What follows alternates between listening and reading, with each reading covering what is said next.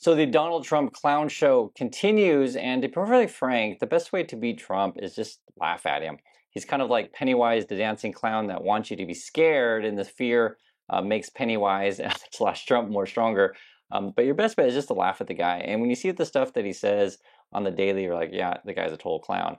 This is Trump tweeting out a special message on this holiday weekend. He says, "Happy Memorial Day to all, including the scum that spent the last 4 years trying to destroy our country through warped radical left minds." That's according to Trump. So on Memorial Day, he's calling, I guess, half the country warped minds, etc. He also says here, "Our nation is staging one of the greatest, fastest comebacks in history. In just 4 short months, we are respected again, respected like never before. And just wait, with many trillions of dollars of investment in plants and factories until you see the numbers on growth. This is indeed the golden age of America." He was actually questioned about, okay, so what does this golden age mean? Does that mean we're all making socks and stuff like that? Let's have a listen. Secretary Bessent has said that we don't need to return textile manufacturing to the United States. How do you see, like, a lot of your reciprocal tariffs, they're pretty big on those low-income countries? Yeah, no, I tend to agree. We're not looking to make sneakers and T-shirts. We want to make military equipment. We want to make big things. We want to do the AI thing with the computers and the many elements. But the textile, you know, I'm not looking to make T-shirts, to be honest. I'm not looking to make socks. We can do that very well at other locations. We are looking to do chips and computers and lots of other things. And tanks and chips, meaning ships. Yeah. You mentioned you were happy with the talks. I'm telling you guys, he's a clown. So the best way to defeat Trump is just to laugh at the guy. Okay, so I guess we're making chips, not T-shirts in USA, because he probably still wants to sell you his, Make America Great hats and T-shirts and stuff like that are all made in China. And you kind of see, how this thing unravels, that he's basically a con artist. Now, part of what he talked about as well, he talked about that whole AI thing. He has no idea what the heck he's talking about. All he knows is that people like Elon Musk, who also have don't know anything that they're talking about, basically con you and say, "Hey guys, do you watch sci-fi movies? I'm going to build what you see in the sci-fi movies." That's basically what Elon Musk pitches. We're all going to go to Mars. We're going to have robot buddies, etc. He signs a check over to Trump. Trump's like, "Oh, okay, I don't know what this stuff is either. Just a bunch of AI stuff, but they're giving me money." And that's how our system is built. If you guys understand these things. And on top of that, Trump is now claiming, as he's been claiming in the last couple of months, countries from all over the world want to make trade deals with us. It is a beautiful thing to see. The good old USA will soon have tremendous growth and be stronger than ever before. And it's funny because his words is very different than the actual events that are happening, right? He'll make threats on countries will push back. He will back down, he will cave. And so this idea that, everyone's groveling at his feet is just frankly false. On top of that, you've got this. This is coming out from Greenland. It's kind of an interesting headline. Greenland says it will turn to China if US and EU shun its mining sector. So basically, Trump is pissing off our friends. That's basically what it is. You could literally see it. Listen to what Greenland has to say. This says here, Trump has repeatedly insisted that the US will take over Greenland, a semi-autonomous territory of Denmark, potentially by force. And this is a quote from Greenland. "We sort of hoped that the Trump administration would be more willing to engage in dialogue with Greenland about mineral sector development. We got a bit more than we asked for because we have no wish to be American," right? No wish to be American. And I'm pretty sure Canadians feel the same way whenever I bring up the topic. Why is Trump saying turn Canada into 51st state? Most Canadians are like, "Hey, I'm totally fine being Canadian. I do not want to be American." And not everyone wants to be American. And that's sort of one of the myths that you promote in Magaland, etc. That, yes, everyone wants to be American. Not necessarily, right? Especially when you see Trump, you're like, "No, that's not what I want to be." Look at what more he has to say. On Harvard, do you think you'll come for their endowment in any way or go after financial aid? So we're talking about Harvard. As you guys know, he's been basically attacking our education and now is going after one of our leading institutions. Let's see what he has to say about Harvard. Part of the problem with Harvard is that there are about 31%, almost 31% of foreigners coming to Harvard. We give them billions of dollars, which is ridiculous. we do grants, which we're probably not going to be doing much grants anymore to Harvard. But they're 31%, but they refuse to tell us who the people are.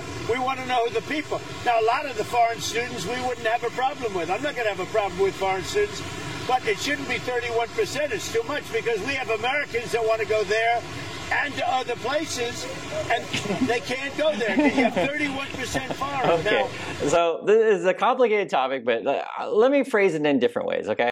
Let's say you've got a baseball team. Let's call it the Los Angeles Dodgers. And let's say you want to win championships. So do you only want to hire Americans to be on your baseball team? It's a simple question. And let's say that happens to be the best player in the world at the moment is Ohtani, Shohei Ohtani. If you guys follow baseball, you know the guy's like really good, like best in history kind of good. You're like, oh no, we don't want any Japanese players. We just want those Americans. But I want you to not just think about sports, think about any type of company out there. Are you going to say, you know, I'm only going to hire Americans? I don't want any Einsteins from other countries. You know, Einstein is German, right? I just want you to think about it this way. And I get it. From the sort of MAGA point of view, it fits that mold of like, oh, they took our jobs. Those foreigners took our jobs, right? It's all that kind of stuff. And I want to be frank with you guys. We're in a global marketplace. We're in a global, certainly workforce. And yes, there's going to be talent from all over the world coming to the USA for all kinds of reasons. There's all kinds of reasons. And frankly, this idea that we would, you know, try to turn away top talent is ridiculous. And so, you know, according to Trump, yeah, it's just too many foreigners, right? That's essentially, it plays to his base. The other thing that, you know, is extremely important to understand, and guys, I'm American. And, you know, I went to Brown and I went to Penn. I mentioned that is because this is the reality.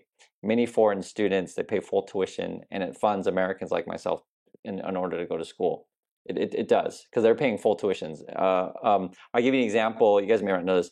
I used to work at the financial aid office and admissions at Brown. And oftentimes, this is sort of how the game is played. You actually want the foreign students to bring in the money, and then you use that money to supplement the domestic students, the American students. So, you know, it's funny because Trump always talks about bringing foreign money to, you know, invest in the USA. This is literally what it is. Foreign money, right, from all over the world coming into institutions. And it's not just the university itself. You know, you're renting apartments, you're going out to the restaurants, you're buying products. You're also building relationships. Actually, Yeji and I, you guys, my wife, who, you know, you see her on the channel, we were talking about this just yesterday. It is a big mistake, especially to say attack foreign students at our premier institutions, because think of it this way. What kind of kids go to, you know, places like Harvard or Yale or, you know, Brown, Penn, or whatever? Just think about that. They're going to be, you know, children of diplomats, children of presidents, children of prime ministers, right? Children of powerful CEOs, any number of powerful people, and also the, you know, best and the brightest, well-connected, all kinds of people. And just think about this, like if the word gets down the pipe, you know, let's say, you know, someone in England, their kids get turned away, and because of Trump, or Sweden, their kids get turned away, or, you know, it could be Australia, the kids get turned away, or, you know, powerful people in China or Japan, their kids get turned away, whatever. Do you guys see what I'm saying? Like that becomes very personal. And that's sort of the world that, again, Trump wants to push the USA backwards. On top of that, if you understand the stuff that he's been doing lately, it's been interesting.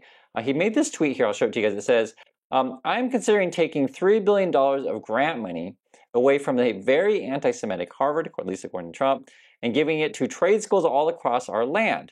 What a great investment it would be for America, and so badly needed. Make America great again.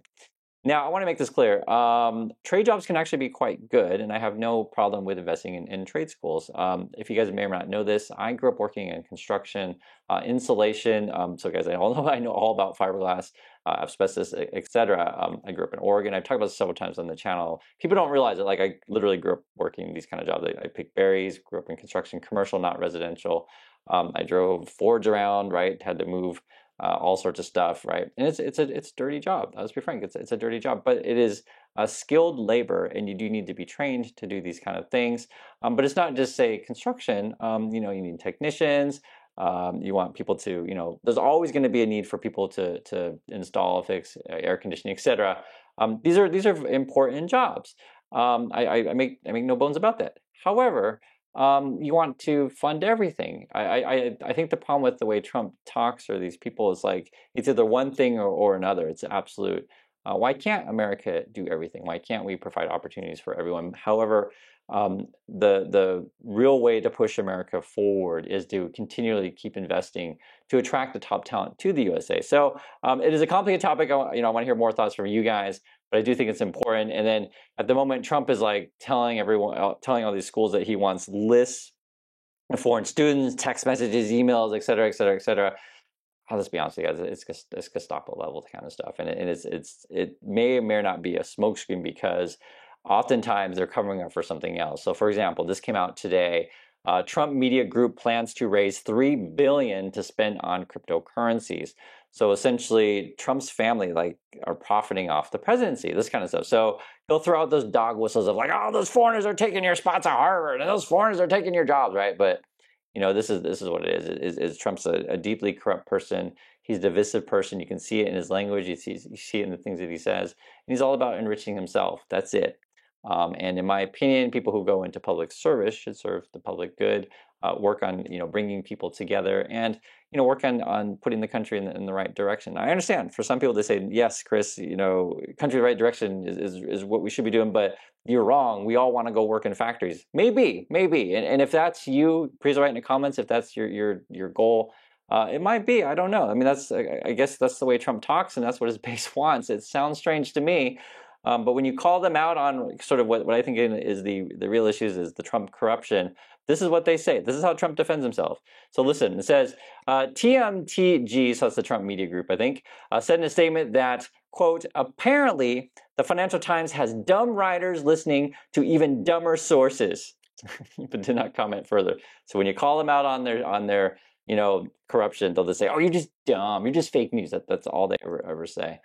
So anyway, that's what's going on. I do appreciate your time, and I'll catch you on the next video.